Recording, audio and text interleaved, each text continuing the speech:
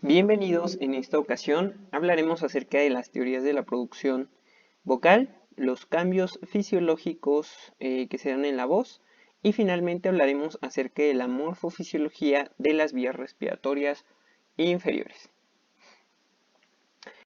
Vamos a iniciar con las teorías de la producción vocal. La teoría mielástica de Ewald en 1898.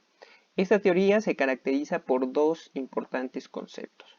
Uno es la vibración de los pliegues vocales, que se considera que es pasiva, y dos, las características del sonido emitido, que dependen exclusivamente de la presión infraglótica y la tensión de los pliegues vocales. La crítica a esta teoría es que según la teoría mielástica es imposible explicar cómo puede conseguirse variar la intensidad de un sonido sin modificar al mismo tiempo su altura. La teoría neurocronáxica de Hudson nos dice que la laringe es una sirena de activación periódica en la que los pliegues vocales poseen una función activa.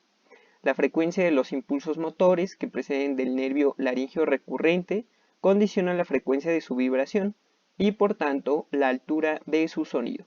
De este modo, el mecanismo regulador de la altura de los sonidos, que es la frecuencia de impulsos recurrenciales, sería independiente del mecanismo que regula la intensidad de los sonidos, que es la presión infraglótica.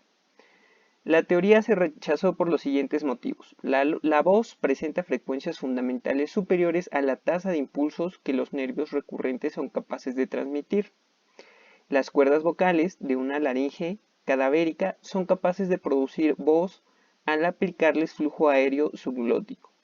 Las cuerdas vocales paralizadas de manera unilateral o bilateral son capaces de producir sonido vocal. Esta teoría no concede función alguna a la mucosa de los pliegues vocales. Posteriormente, la teoría mielástica aerodinámica de Van den Berg en 1958 y la mucoondulatoria de Perelló en 1962 proponen dos principios básicos para explicar la producción de la voz. En primer lugar, sugieren que la frecuencia fundamental de la vibración vocal viene determinada por tres factores: la masa de las cuerdas, la viscoelasticidad de las cuerdas y la presión subglótica. El segundo, que las cuerdas vocales vibran por una serie de fuerzas que se explican por el principio de Bernoulli. El aspecto mielástico del control de la fonación se refiere al control neuromuscular de la tensión y la elasticidad de las cuerdas vocales. De acuerdo con esta teoría, las cuerdas se aproximan, se contraen y se tensan durante la fonación para regular su elasticidad. La coordinación de la presión subglótica y de la elasticidad vocal se cree que es la clave para regular la voz, además de regular la tensión vocal y la elasticidad. El control neuromuscular también ajusta la configuración de la apertura glótica. Con respecto a los cambios fisiológicos de la voz durante la vida, se observan una serie de cambios en la voz debido a el crecimiento, especialmente en longitud de las cuerdas vocales. En el varón aumentan 67% su tamaño y en la mujer 24% con respecto a la infancia. Al desarrollo de los músculos cricotiroideo y tiroaritenoideo, a los cambios en la estructura de los tejidos de las cuerdas vocales y a la osificación de los cartílagos de la laringe. El cartílago tiroides modifica su ángulo de 120 grados a 90 grados en el varón y no se modifica en la mujer. El borde inferior del cartílago cricoides se localiza entre los niveles correspondientes C3 y C4 hasta los 4 y 6 meses de edad, y a los 12 y 13 años este borde alcanza el nivel de C6, estando así entre C3 y C6. Se considera la laringe como un órgano sexual secundario, ya que su maduración coincide con la etapa de pubertad y en consecuencia la voz es un importante carácter sexual secundario. A lo largo de la vida del individuo, el factor hormonal siempre está presente en la producción de la voz. La voz se modifica en el caso de los varones durante la pubertad y después entre los 50 y 60 años de edad. En la mujer también en la pubertad, pero la voz sufre pequeños cambios asociados con el ciclo menstrual. son más notorias durante el embarazo y la menopausia. Vamos ahora a ver la morfofisiología de las vías respiratorias inferiores. La tráquea inicia por debajo del cartílago cricoides a nivel de C6, donde termina la laringe, aproximadamente hasta una porción intratorácica a nivel mediastinal correspondiente a T5, donde se bifurca en una estructura llamada carina, dando origen a los bronquios principales. Tiene una longitud de 20 centímetros cuadrados con un diámetro de 12 milímetros y está formado por 16 a 20 anillos cartilaginosos cuya forma semeja una U, que se diferencian del cricoides por tener en su pared posterior una estructura mucosa con fibras musculares longitudinales y transversas. Su principal función es transportar aire hacia los pulmones. Con respecto a los bronquios, tiene 3 bronquios segmentarios, el superior, el medio y el inferior. En el caso del bronquio derecho, es más vertical y está formado hacia caudal un ángulo de 25 grados en relación con la tráquea. Es de mayor calibre, 3 centímetros es más ancho que el izquierdo, y esto con respecto a que aquí en la parte izquierda se localiza el corazón. Es también más corto, ya que el bronquio lobular superior derecho se origina más o menos a 2.5 centímetros de la carina. Con respecto al bronquio izquierdo, es más largo, debido a que el bronquio lobular superior se origina a 5 centímetros de la carina. El bronquio izquierdo es más horizontal, formando así hacia caudal un ángulo de 45 grados respecto a la tráquea. Tiene 2 bronquios segmentarios, el superior y el inferior, a diferencia del derecho. Los bronquiolos son en total 23 ramificaciones que sufre la vía respiratoria. Recordemos que tiene cartílago hasta la número 11 y que hasta la división número 16 no tenemos intercambio gaseoso sino hasta la 17, por lo tanto a esto se le denomina espacio muerto anatómico. Con respecto a los pulmones, tienen forma de cono, de base amplia y con el ápice que alcanza por delante 2 centímetros por arriba de la primera costilla y por detrás a nivel de la séptima vértebra cervical. Estas son las principales medidas en el espirómetro: la capacidad vital forzada, FVC o CVF, que es el máximo volumen de aire expirado con el máximo esfuerzo posible. Partiendo en una inspiración máxima, se expresa como volumen en mililitros y se considera normal cuando es mayor de 80% a su valor teórico. El volumen expirado máximo en el primer segundo de la expiración forzada, FEP1 o VEMS, es el volumen de aire que se expulsa durante el primer segundo de la expiración forzada y se expresa en mililitros. Se considera normal si es mayor del 80% de su valor teórico. La relación FEP1 y FVC se expresa en porcentaje y indica la proporción de la FVC que se expulsa durante el primer segundo de la maniobra de expiración forzada. Es el parámetro más importante para valorar si existe una obstrucción y en condiciones normales ha de ser mayor del 75%, aunque se admiten no patológicas cifras de 70%. Con respecto a los músculos inspiratorios y expiratorios, lo vamos a dividir en 5 grandes grupos. Los músculos elevadores del tórax, aquí encontramos el escaleno, el esternocleidomastoideo y los músculos inspiratorios. Los músculos espinales son músculos inspiratorios accesorios. Los músculos intercostales, de los cuales unos son inspiratorios y otros expiratorios. El diafragma, que es el principal músculo inspiratorio, y los abdominales, que son expiratorios. Vamos a comenzar con los músculos elevadores del tórax. Recordemos que tenemos los escalenos, esternocleidomastoideo y los músculos inspiratorios. El escaleno son músculos oblicuos que se extienden entre las vértebras cervicales y la segunda costilla. Tenemos el escaleno anterior, que se inserta en la apófisis transversa de C3 a C6. Coincide con la localización de la laringe. Se dirige hacia abajo y de delante y hacia afuera, y el escaleno medio se inserta en el surco del nervio espinal C2 a C7 y termina en la cara superior de la primera costilla.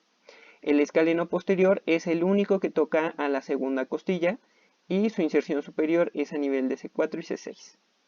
Su acción en conjunto de los escalenos es elevar el tórax y movilizar las costillas en palanca de bomba, también son flexores de la cabeza. El esternocleidomastoideo se extiende desde la apófisis mastoides hasta el esternón y la clavícula y se describen 3 fascículos distribuidos en 2 planos, uno superficial y otro profundo.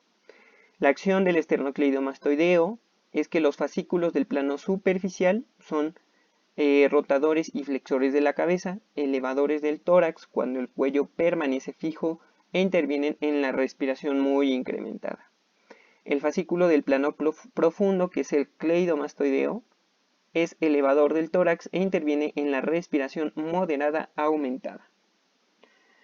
En relación a los músculos espinales, los músculos inspiratorios accesorios, también llamados, tenemos como tal que los músculos espinales o de los canales vertebrales están constituidos por haces longitudinales que incluyen los 4 músculos siguientes. El músculo transverso espinoso, el músculo longísimo o dorsal largo, el músculo iliocostal y el espinoso o espiespinoso. Los 4 músculos se unen en la parte inferior en una masa común que se inserta en la parte posterior de la pelvis, dirigiéndose hacia arriba hasta C3 y se insertan en las apófisis transversas y espinosas y ángulos posteriores a nivel de las costillas. Su acción son extensores de la columna vertebral e intervienen en la respiración muy acelerada. Con respecto a los músculos intercostales, externos, internos e íntimos, su acción es de intercostales externos e internos es la elevación del arco costal y expansor del tórax, y la acción de los intercostales íntimos es el descenso hacia abajo y atrás del extremo costal anterior. Es responsable del soplo torácico superior que se utiliza en la fonación durante la expresión simple. Con respecto al diafragma, es un tabique grueso, músculo tendinoso que separa el tórax del abdomen. Posee una forma de cúpula alargada transversalmente y se divide en 2, el diafragma izquierdo y el derecho. La cúpula diafragmática derecha se sitúa a la altura del cuarto espacio intercostal, mientras que la izquierda se alinea en el quinto cartílago costal. Presenta una parte central aponeurótica, el centro tendinoso o frénico y una parte periférica que es la muscular.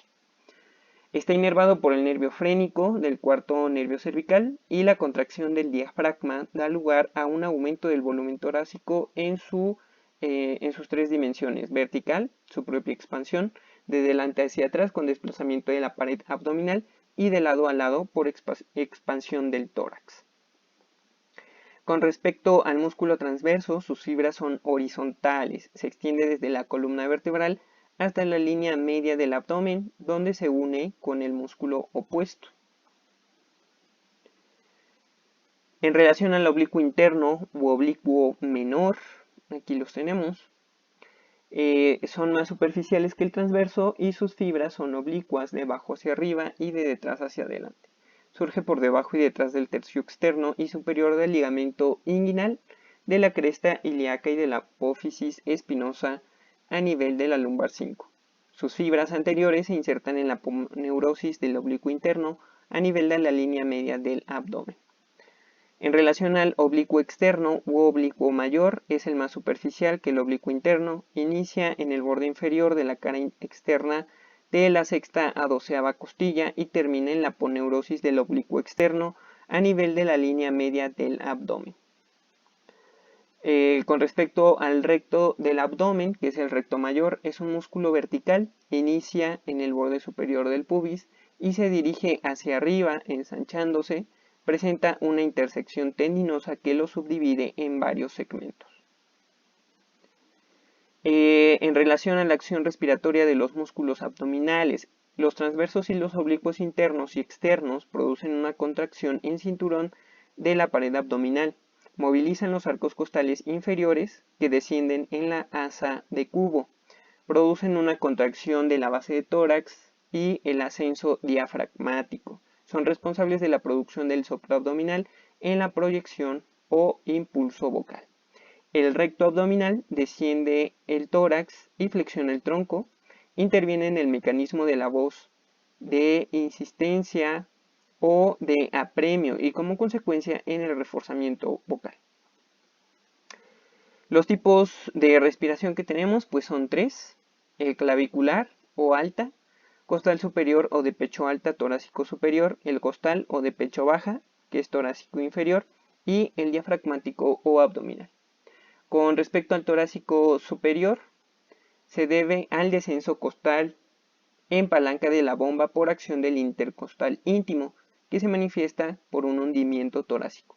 Produce una compresión en la parte superior del pulmón. Este tipo de respiración, la laringe ejercen una doble función de esfínter y vibrador.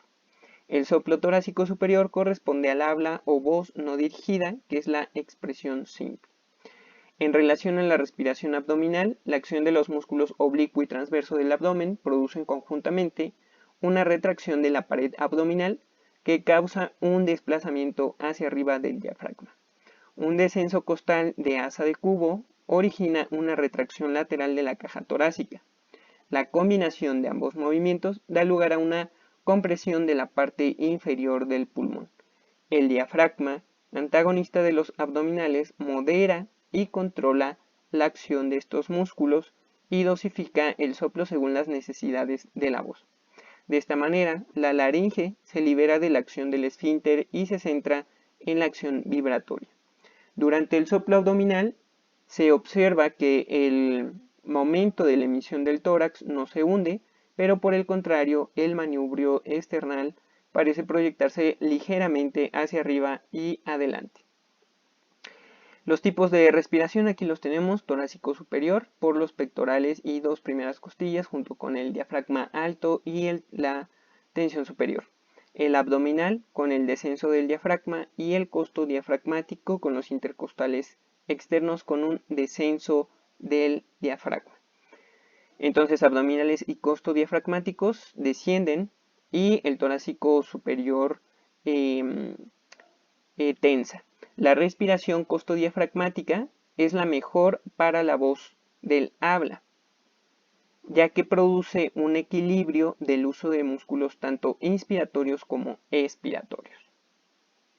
Y eso es todo por este tema. Espero les sea de mucha ayuda. Muchas gracias y hasta luego.